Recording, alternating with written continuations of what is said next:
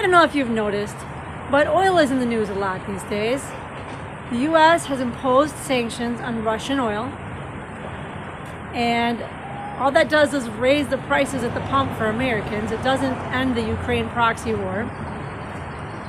The U.S. is threatening to invade Venezuela under the pretext of drug cartels, but we know the DEA is a drug cartel.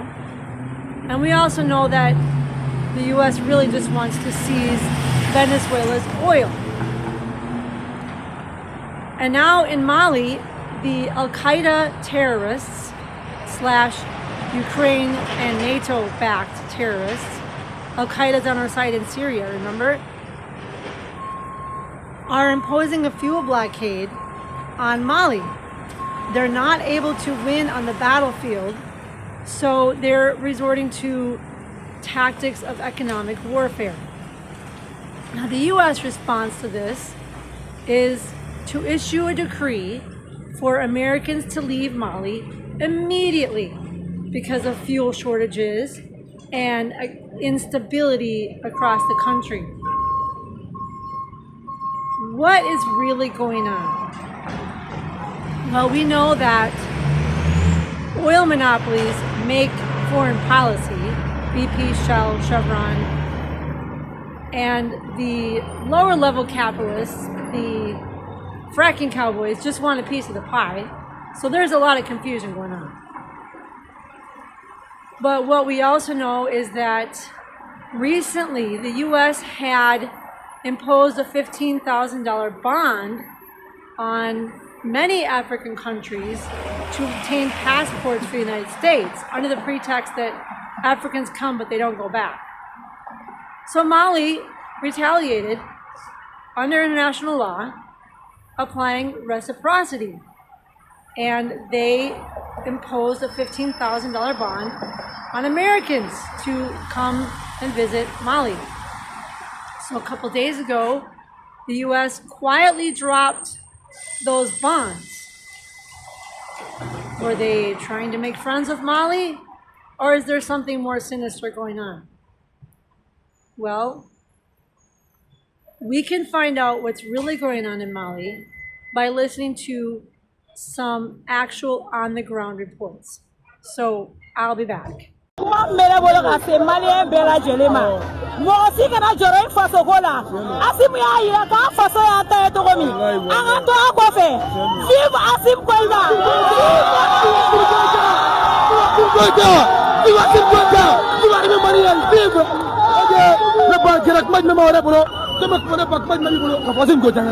Ici, à Bamako, la coopération russo-malienne franchit une étape stratégique.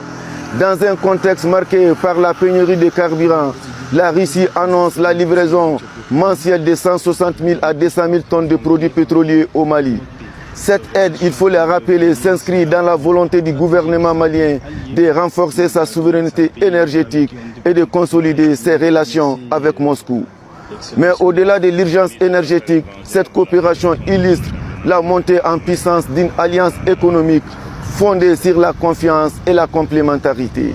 Selon plusieurs observateurs, il s'agit d'un tournant majeur dans la diplomatie malienne, porteur de nouvelles perspectives de stabilité et de développement. Ce partenariat est très sincère et solide. C'est comme si la Russie venait à lever l'épine au pied du Mali, puisque nous souffrons énormément en ce qui concerne cette pénurie de carburant, voire même d'essence, puisque nous savons que c'est le poumon même de l'économie malienne. Nous l'avons senti lorsque ces terroristes ont tenté de bloquer les sources d'approvisionnement concernant les grandes agglomérations. Nous avons senti cela à travers un peu le pays, et si la Russie arrive à nous livrer cela et que les autorités de transition arrivent aussi à sécuriser et à mener ces produits à bon port, je pense que ça sera un rouvre de soulagement pour le peuple malien. The purpose of our visit here is to find mechanisms, deliver petroleum products, fertilizers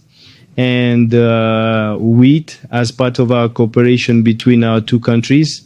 Mali is a strategic country, and so the development of relation between our two countries is a focus point. It's a key point for our country. So we are working with the Ministry of Finance and since 2000 on these issues. We expect approximately between 160 and 200,000 tons monthly. Petroleum products. Petroleum products. First of all, it's Africa, especially Mali. So it is a friendly country. So for us, it is a country with which we are developing a strategic partnership. It is an allied country of Russia. So that's why we are helping our friend in the context of developing our relations. But also, it is also due to the past of our country, so of the Soviet Union. So we are obliged to commit to come to help. The director, Minister Diaro, has called a meeting, and this is what he has to discuss with those who are working together to solve this problem. Improving the country's supply of petroleum products. Minister Moussa Alassane Diallo, in consultation with the private sector at the Chamber of Commerce and Industry of Mali. In response to the current shortage, the government is already hard at work to provide concrete solutions along three main lines. Ensure the continuity of the country's supply of petroleum products. Ensure and manage coordination with all importers as well as distributors in order to guarantee price control and the quality of product supply throughout the entire national territory. Another factor that is worsening this crisis is speculation on prices and the withholding of petroleum products as observed on the ground by the department's technical services. It is in this context that the minister decided to hold an informational meeting to discuss the state of the country's supply of petroleum products and transit. But above all, to call on the leaders of the Chamber of Commerce and Industry of Mali to raise awareness among hydrocarbon operators. By putting this crisis into context, the minister first wanted to reassure economic operators of the highest authority's commitment to providing appropriate responses to this situation. This crisis is taking place in an extremely difficult context for our country, marked by multiple attacks from armed terrorist groups, particularly attacks on industrial units. I think it is important to fully understand the issues and challenges the country is facing.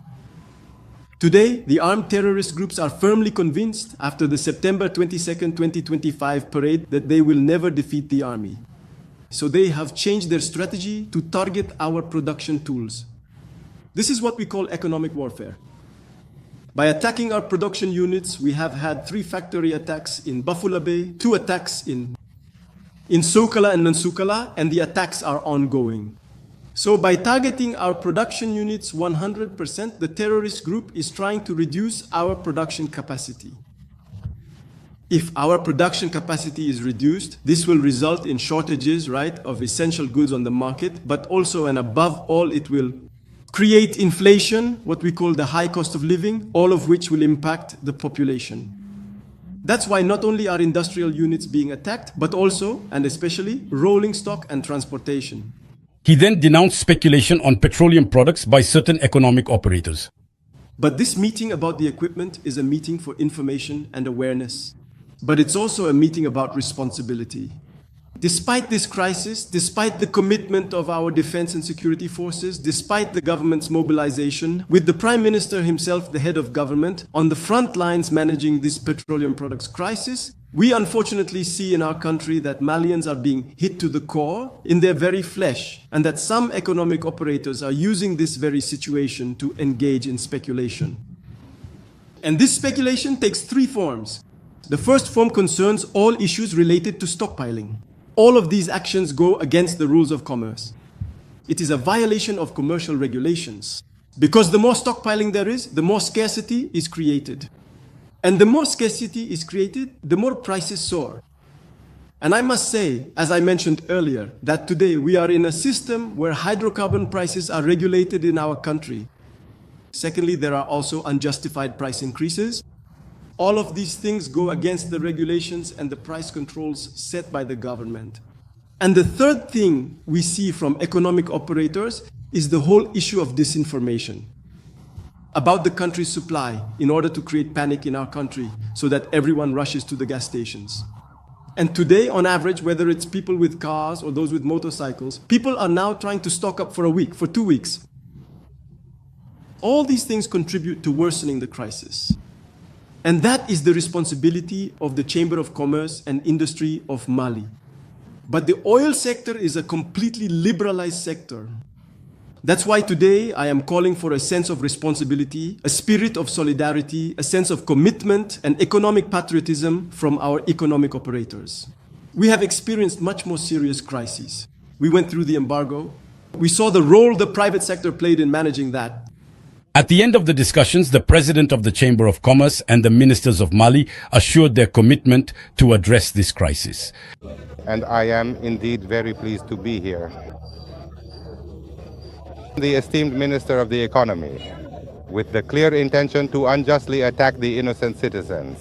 I don't want hardship to still be here, because since there was already an established and fully operational importer in place, and the administrative office facilities were already readily available and properly set up, there was absolutely no compelling necessity or requirement to undertake such an action. It unequivocally needs to be situated there. It absolutely needs to be permanently located there. And the Ministry of Industry and Commerce, through the DGCC, has deployed agents in the field to monitor warehouses, control delivery flows, and assess stock levels to ensure a gradual return to normal. So as you can see, Mali is not panicking. They are allied with Russia. They have been allied with Russia since the Soviet Union. They are facing a crisis, but they have strong leadership, and they are working together to get out of this crisis. The media wants us to panic. The media wants us to despair. The media wants us to think that the world is going to end tomorrow. So let us continue to demand a government of action that fights for working families, to break the domination of these international banking cartels and monopolies that are wreaking havoc around the world. And let us partner with the rising economy in the East, Russia, BRICS, Shanghai Cooperation, trade, not war, and not sanctions.